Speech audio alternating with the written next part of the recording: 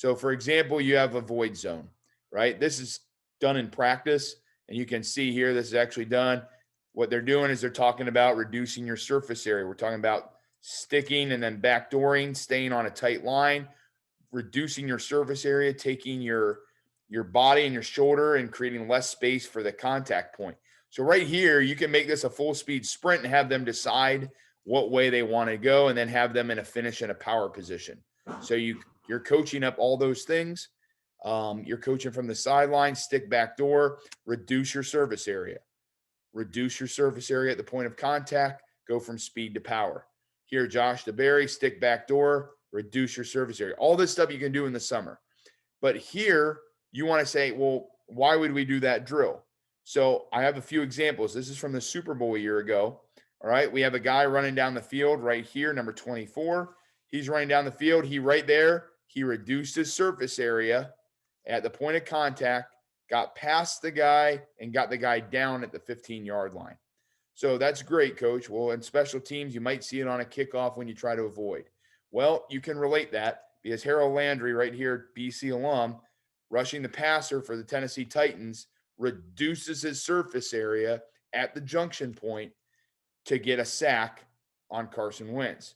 So there's on defense. It correlates. It's a heck of a hit, sack fumble, big fumble recovery. Well, on offense, it's the same thing. Probably the guy that I've been around that done it the best is Zeke Elliott.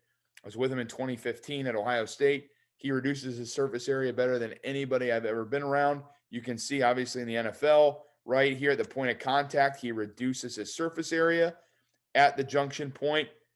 That guy cannot wrap up, make a tackle, and we have a touchdown. So I just showed you on special teams, on defense, and on offense why that drill would help. If you want another example on defense, you have a linebacker for the Bucs this year against the Packers. He is stick backdoor. Same thing. The guy in the slot's trying to block him. To avoid the blocker, he sticks backdoor, gets back, stacks his potential blocker, gets in on the tackle. Right? Has correlation. I think all that stuff is stuff that you can do when there's no pads. Right? It teaches them football. It teaches them a way to avoid contact. Instead of creating contact, which you're going to need for pads more than likely, you can use stuff that you're used to avoid. Talk about leverage drills. You talk about coming from speed to power. Speed to power, understanding leverage. You can use these same drills about coming to balance, or you say shimmy or whatever you guys use in terms of coming to a power position, working leverage outside foot and arm back, up near foot, near shoulder at the point of contact, compressing and containing the football, right there. Same thing. You have the guys going different ways, guys acting like returners, setting and leveraging. How does that relate? Easily on defense, right? Leveraging the football, finishing a great football power position, not touching, not tackling. This is just a drill that you can essentially do on air. And how does it correlate? Here, back to the Super Bowl. Now this is the 49ers. You have the R2 running down the field. All right, here it is. He is now compressing. There's the bag. And then here is the tackler coming to go make the play. Compress and contain, right? Using leverage and teaching leverage. Here's another example. This one from the Patriots. This was from a year ago. All right, the ball is kicked. You can see leverage on the outside. Here, right here, compresses, and here's your runner.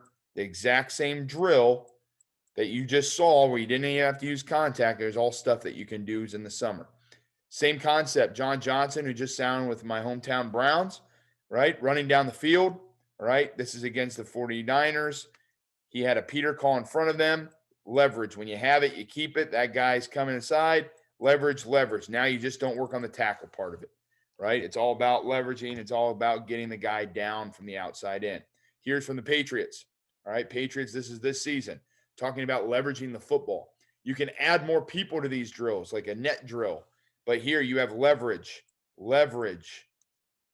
condensing, forcing him to go one way back to the other guy. Here's your 2-on-1. He spins out. Here's your next 2-on-1, right? Working these drills you can easily do without contact